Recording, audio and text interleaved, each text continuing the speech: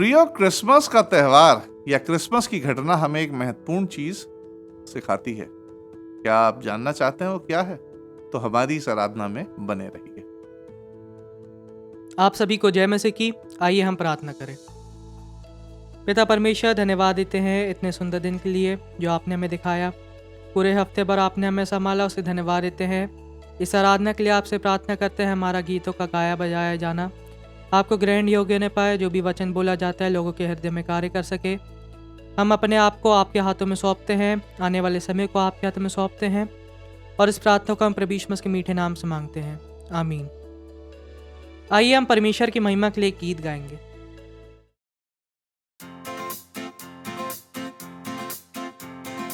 तेरा हो अभिषेक, अमन के राजकुमार, आज हमारे दिल में जन्म ले, हे प्रभु यीशु महान।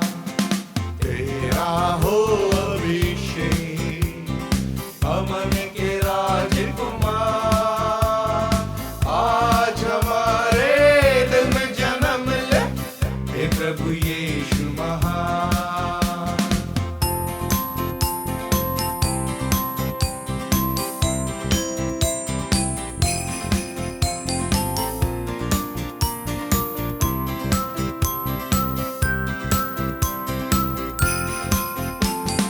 घोर अंधेरा था, राहें उलझी थी, ये ज़मीं कुछ थी, आसमां कुछ था, तूने आकर फिर संभाला, तेरा प्रेम अपार। तूने आकर फिर संभाला, तेरा प्रेम अपार। तेरा हो अभिषेक, अमन के राजकुमार, आज हमारे दिल में जन्म ले, हे प्रभु यीशु महान।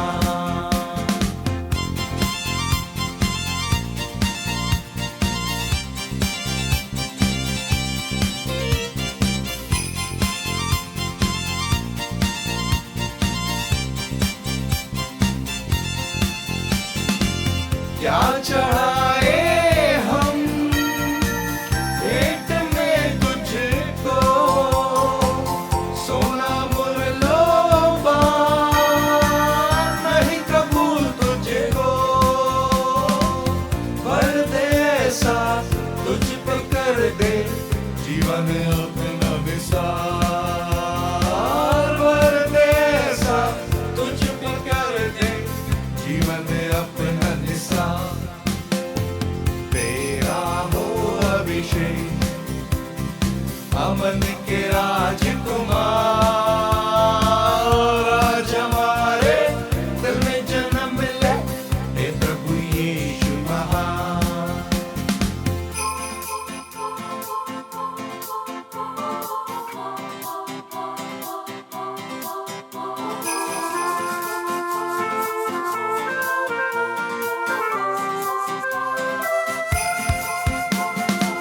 लहर बड़े दिन की सदा जहां मिल रहे,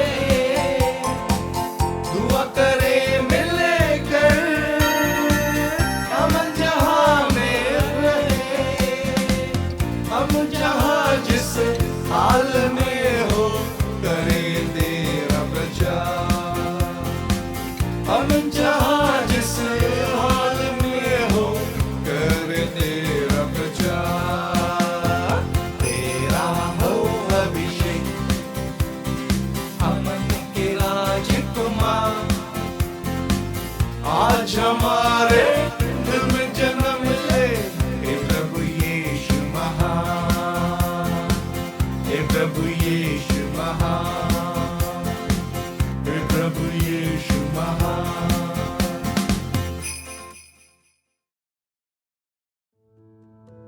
दिसंबर की पहली तारीख आते ही हर मसीह परिवार में क्रिसमस का त्यौहार अपनी दस्तक दे देता है। मुझे मिलाकर कई लोग इस क्रिसमस के त्यौहार के लिए बहुत उतावले हो जाते हैं और क्रिसमस की तैयारी में लग जाते हैं, जैसे पुताई कराना, शॉपिंग शुरू कर देना, पकवानों की सूची बना देना कि गुजिया बननी है, डोनट बनना है, सलोनी बननी है, वगैरह वगैरह, या क्रिसमस की छुट्टियों में कहाँ जाना है, कैसे क्रिसमस बिताना है, वगैरह वगैरह। प्रियो, जहाँ तक क्रिसमस के त्यौहार के परिप्रेक्ष्य की बात है तो उतावला होना अच्छी बात है, परंतु यदि हम यीशु मसीह के जन्मदिन के परिप्रेक्ष्य में देखें तो मुझे लगता है कि क्रिसमस का त्यौहार हमें धीरज धरने के बारे में सिखाता है। क्यों ना हो, आखिरकार यहूदियों ने कई दिनों तक नहीं, कई महीनों तक नहीं, कई सालों तक नहीं, परंतु कई सदियों तक मसीहा के आने का इंतजार धैर्यपूर्वक किया था। और जब यीशु मसीह का जन्म हुआ तो लूका हमें एक ऐसे व्यक्ति की एक दिलचस्प कहानी बताता है जिसने सीखा था कि कैसे धीरज के साथ किसी ऐसी चीज का इंतजार करना चाहिए जिसे आने में काफी समय लग रहा हो। आज इस संदेश के माध्यम से मैं यीशु मसीह के जन्म के बारे में बात करना चाहता हूं, साथ ही उस व्यक्ति की चर्चा करना चाहता हूं कि कैसे यीशु मसीह का जन्म उसके लिए एक पुरस्कार के रूप में साबित हुआ था, जिसका इंतजार वह व्यक्ति बड़े धीरज के साथ कर रहा था। यह कहानी है शमौन नामक एक व्यक्ति की, जो हमें धीरज धरने के बारे में कुछ मूल्यवान शिक्षा देता है, न केवल क्रिसमस के लिए परंतु हमारे जीवन की अन्य महत्वपूर्ण घटनाओं के लिए भी। इस व्यक्ति की पृष्ठभूमि को देखने के लिए आइए लूका रचित सुसमाचार के दूसरे अध्याय की 25वीं से 32वीं आयत को हम पढ़ेंगे, जहां इस प्रकार लिखा है। जी, यरूशलेम में शमौन नामक एक मनुष्य था और वह मनुष्य धर्मी और भक्त था और इज़राइल की शांति की बाट जो रहा था, और पवित्र आत्मा उस पर था और पवित्र आत्मा द्वारा उस पर प्रकट हुआ था कि जब तक वह प्रभु के मसीह को देख ना लेगा तब तक मृत्यु को ना देखेगा। वह आत्मा के सिखाने से मंदिर में आया, और जब माता पिता उस बालक यीशु को भीतर लाए कि उसके लिए व्यवस्था की रीति के अनुसार करे, तो उसने उसे अपनी गोद में लिया और परमेश्वर का धन्यवाद करके कहा, हे स्वामी, अब तू अपने दास को अपने वचन के अनुसार शांति से विदा करता है, क्योंकि मेरी आंखों ने तेरे उद्धार को देख लिया है, जिसे तूने सब देशों के लोगों के सामने तैयार किया है, कि वह अन्य जातियों को प्रकाश देने के लिए ज्योति और तेरे निज लोग इज़राइल की महिमा हो। इन आयतों में लूका यीशु मसीह के प्रारंभिक जीवन का वर्णन करता है, जब एक बच्चे के रूप में उन्होंने यरूशलेम के मंदिर में लाया गया था। यह अवसर उन महिलाओं के लिए आवश्यक हुआ करता था जिन्होंने हाल ही में बच्चे को जन्म दिया हो। यह इनफैक्ट शुद्धिकरण संस्कार के अंतर्गत आता था, जिसे लेवी व्यवस्था के 12वें अध्याय में दर्ज किया गया है। यहूदी परंपरा के अनुसार एक महिला जिसने एक बेटे को जन्म दिया हो, वह औपचारिक रूप से अशुद्ध कहलाया करती थी, जिसका अर्थ था कि वह महिला 7 दिनों तक या बच्चे का खतरा होने तक आराधना के लिए मंदिर में प्रवेश नहीं कर सकती थी। इन्हीं सब शुद्धिकरण औपचारिकताओं के चलते मरियम और यूसुफ यरूशलेम गए और अपने पलौठे बच्चे यीशु को अपने साथ ले गए थे। इन संस्कारों के अलावा एक और धार्मिक कर्तव्य यहूदी व्यवस्था में जरूरी हुआ करता था कि हर एक पलौठा पुत्र परमेश्वर को अर्पित किया जाना होता था। इनफैक्ट लूका ने इन सब संस्कारों का या रीति रिवाजों का पूर्ण तरीके से खुलासा तो नहीं किया, परंतु इस घटना को संक्षिप्त में बताया है। इस संस्कार के दौरान मरियम और यूसुफ की मुलाकात एक धार्मिक श्रद्धालु यहूदी से होती है, और लूका इस यहूदी के बारे में लिखता है कि वह मनुष्य धर्मी था, वह मनुष्य भक्त था, वह इज़राइल की शांति की बाट जो रहा था और अपने पूरे होशो आवाज में मसीह के आगमन की प्रतीक्षा कर रहा था। अब पुराने नियम में जो कोई व्यवस्था और भविष्यवक्ता को पढ़ता होगा, वह इस बात को भली भांति जानता था कि परमेश्वर ने यहूदियों के लिए एक मुक्तिदाता और उद्धारकर्ता का वादा किया था, और लोग उस मुक्तिदाता की प्रतीक्षा भी कर रहे थे कि हाँ, एक ना एक दिन उनका मुक्तिदाता जरूर आएगा। जैसे आज हम यीशु मसीह के दूसरे आगमन की प्रतीक्षा कर रहे हैं कि एक ना एक दिन हमारा यीशु मसीह हम लोग को लेने आएगा, उसी तरह पुराने नियम में भी लोग बाग अपने मसीहा का इंतजार कर रहे थे। परंतु प्रियो, शमौन विशेष था, क्योंकि परमेश्वर ने पवित्र आत्मा के माध्यम से उस पर किसी तरह से यह प्रकट किया था कि वह मरने से पहले अपनी भौतिक आंखों से, अपनी फिजिकल आईज से उस मसीहा को जरूर देखेगा जिसका वादा परमेश्वर ने इजराइलियों से किया था। हम नहीं जानते कि उसे किस तरीके से प्रकाशन मिला हो सकता है उसे सपने के द्वारा प्रकाशन मिला हो, दर्शन के द्वारा प्रकाशन मिला हो, परंतु हम ये जानते हैं कि उसे प्रकाशन जरूर मिला था। हम नहीं जानते कि शमौन से यह वादा कितने समय पहले किया गया था, परंतु हम इतना जरूर जानते हैं कि शमौन ने बड़ी धैर्यपूर्वक इस प्रतिज्ञा की प्रतीक्षा की थी और अंत में उस बच्चे यीशु की तरफ पवित्र आत्मा द्वारा मंदिर में शमौन पहुंचा दिया गया था। आगे लूका ने शमौन की भविष्यवाणी का हवाला अपने सुसमाचार में दर्शाया है और आगे हम जानते हैं कि यीशु मसीह के सुसमाचार के प्रचार का कार्य पूरा हुआ और पौलुस प्रेरित के माध्यम से अन्य जातियों तक भी पहुंचाया गया था। परमेश्वर की प्रतिज्ञा के प्रति शमौन के धैर्यपूर्वक प्रतीक्षा के बारे में हम कुछ मूल्यवान शिक्षाएं सीख सकते हैं जो हमारे अपने जीवन पर भी लागू होती हैं। जैसे पहली बात, परमेश्वर की प्रतिज्ञा हमेशा आपके अनुरूप या आपके हिसाब से नहीं होती। उस पीढ़ी में रहने वाले एक अंतिम यहूदी व्यक्ति के रूप में शमौन ने परमेश्वर की प्रतिज्ञा के बारे में क्या उम्मीद रखी होगी, यानी यीशु मसीह के बारे में क्या उम्मीद होगी उसे, और उसे क्या दिखाई दिया। गरीब नाजरत दंपत्ति के हाथों में एक छोटा सा बच्चा। चल ये मान लीजिए यदि एक बच्चे ही की बात थी तो शायद शमौन को यह उम्मीद हो कि बच्चा एक राजा के यहाँ पैदा होना चाहिए और एक राजा का पुत्र होना चाहिए, या फिर बच्चा शायद एक महायाजक का पुत्र हो, या फिर किसी साहसी प्रभावशाली फौजी का पुत्र हो, परंतु उसे ऐसा कुछ नहीं दिखाई दिया प्रियो, जो उसकी नजरों में एक मसीहा की छवि हो। फिर भी परमेश्वर ने शायद उसके जीवन भर की प्रतीक्षा के बाद प्रतिज्ञा की पूर्ति में उसे वो दिखाया जो शायद उसने कभी सोचा भी ना था। अक्सर परमेश्वर का तरीका हमारे अनुसार नहीं होता, परंतु वह सिद्ध, अचूक, परिपूर्ण होता, परफेक्ट। भले ही वो हमें अजीब लगे, अर्थहीन लगे या अप्रिय लगे, परंतु होता वो परफेक्ट है। कभी कभी परमेश्वर का उत्तर ठीक हमारी आंखों के सामने होता है, परंतु हम उसे पहचान नहीं पाते, क्योंकि वह उस तरीके से पेश नहीं किया गया होता है जैसे हम चाहते हैं। कई बार परमेश्वर का उत्तर उस बहुमूल्य मोती की तरह होता है जिसे एक मैले कुचैले बैग में या थैले में रख के पेश किया गया हो।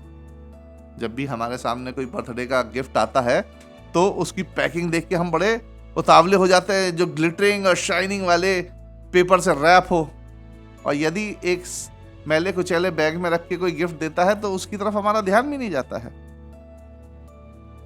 इसी तरीके से प्रियो, हम सिर्फ उपहार की पैकिंग को देखकर उसे दूर कर देते हैं और ये देखने में असमर्थ हो जाते हैं कि इस मैली कुचैली पैकिंग के अंदर एक बहुमूल्य रत्न है।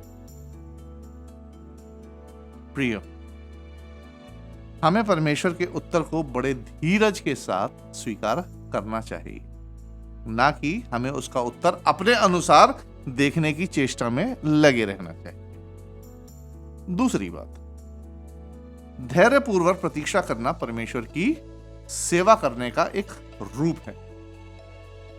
शमौन ने शायद अपने जीवन में परमेश्वर की सेवा को लेकर सिवाय प्रतीक्षा के कुछ और नहीं किया होगा, फिर भी परमेश्वर ने उसे धर्मी, भक्त और एक ऐसे प्रकाशन के योग माना जो उसने सिवाय यूहन्ना बपतिस्मा देने वाले को छोड़कर शमौन को ही दिया था।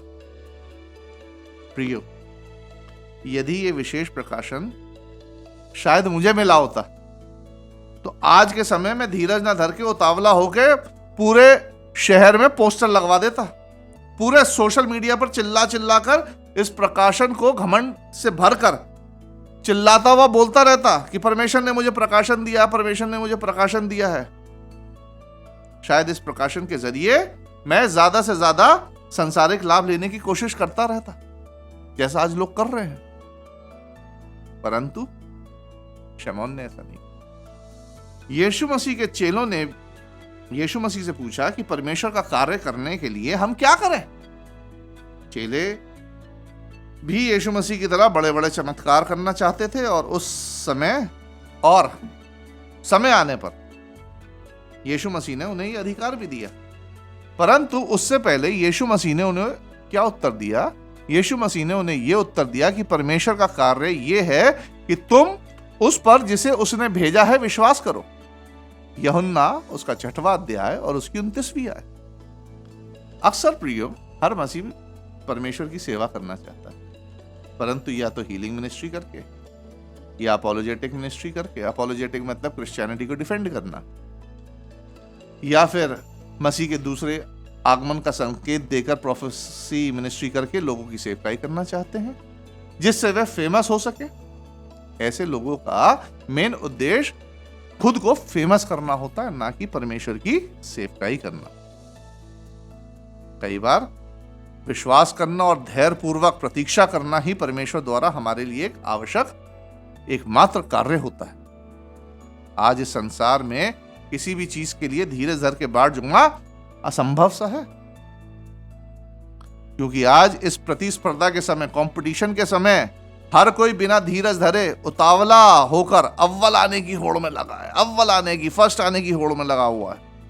परंतु परमेश्वर अक्सर हमसे चाहता है कि हम धीरज के साथ उसके मार्गदर्शन की प्रतीक्षा करें, चाहे वो हमारे संसारिक या आत्मिक कार्य के विषय में अगला कदम हो या हमारी सेवकाई के विषय में अगला चरण हो, या बस विश्वास योग बने रहकर हम अपनी मृत्यु की प्रतीक्षा करें, जैसे शमौन प्रतिज्ञा की पूरी होने के बाद मृत्यु की ही तो प्रतीक्षा कर रहा था बस। प्रियो, बड़ी धीरज के साथ हर दुख और सुख सहते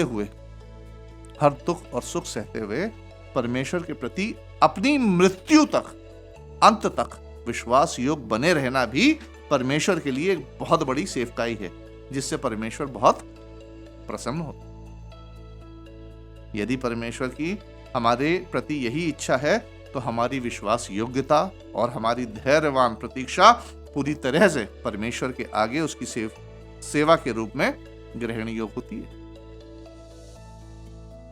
प्रियो, हम मसीहों को जो किसी भी प्रकार की पीड़ा में हैं, उन्हें अपने आप को इस बात से प्रोत्साहित करना चाहिए कि शायद उनकी पीड़ा ही परमेश्वर की सेवा है, या आपको परमेश्वर ने पीड़ा सहने के लिए ही चुना है, पीड़ा सहने की सेवकाई के लिए ही चुना है, ताकि आप दूसरों के लिए एक मिसाल का कारण ठहरें। और यदि आप अपनी पीड़ा का समाधान या मृत्यु की प्रतीक्षा बड़े धीरज और विश्वास योग्यता के साथ कर रहे हैं, तो आपकी ये सेवकाई निश्चित रूप से परमेश्वर के आगे ग्रहण योग्य ठहरेगी। प्रियो, मेरी ये बात बीमार लोग और बुजुर्ग लोग ज्यादा ध्यान में रखें। तीसरी और अंतिम बात, परमेश्वर हमेशा अपने वादों को पूरा करता है, ऑलवेज, हमेशा। शमौन से परमेश्वर ने वादा किया था कि जब तक मसीहा को ना देख लेगा तब तक वह मृत्यु को ना देखेगा। इस प्रतिज्ञा के इंतजार के दौरान हो सकता है कि कई बार शमौन थक गया हो, निराश हो गया हो, बेचैन हो गया हो, या हतोत्साहित, डिस्करेज हो गया हो सकता है इसी इंतजार के चलते कई लोगों ने उसकी खिल्ली उड़ाई हो कि देखो वो जा रहा बूढ़ा शमौन, जिसे उम्मीद है, जिसे प्रकाशन मिला है कि वो मसीहा को देखेगा, जिसे दाऊद ने नहीं देखा, सुलेमान ने नहीं देखा, बड़े बड़े भविष्यवक्ताओं ने नहीं देखा, और इसे प्रकाशन मिला और इसे उम्मीद है कि ये मसीहा को देखेगा। प्रियो, यहां ध्यान दें कि परमेश्वर का प्रकाशन होने के बावजूद उसका कोई अनुसरण नहीं कर रहा था। उसके पास परमेश्वर का प्रकाशन था और उसका कोई अनुसरण नहीं कर रहा था। आज के दौर में लोगों को वचन का हल्का सा या ज्ञान या संसारिक ज्ञान क्या मिल जाता है, परमेश्वर के द्वारा हल्का सा टैलेंट क्या मिल जाता है, तो वो उतावले होकर अपना ज्ञान प्रदर्शित करने लगते हैं कि हमें देखो कि हम में कितना प्रकाशन है परमेश्वर का, हम में कितना ज्ञान है, हम में कितना टैलेंट है।